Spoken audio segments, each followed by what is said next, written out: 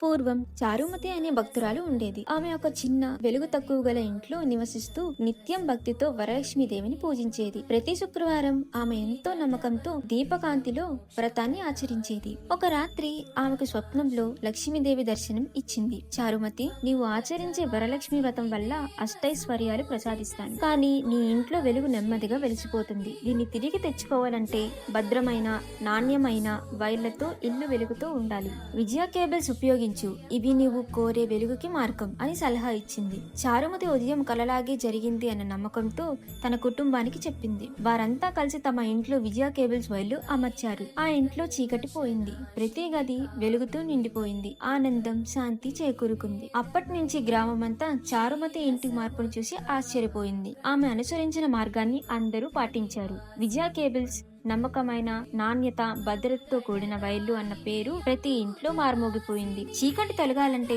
భద్రతతో కూడిన వెలుగు రావాలంటే విజయ కేబుల్స్ అవసరం. ఇవాళే మీ ఇంటికి విజయ కేబుల్స్ ని ఇన్స్టాల్ చేయండి. నేడు మీరు తీసుకునే నిర్ణయం మీ ఇంటి భవిష్యత్తు వెలుగు.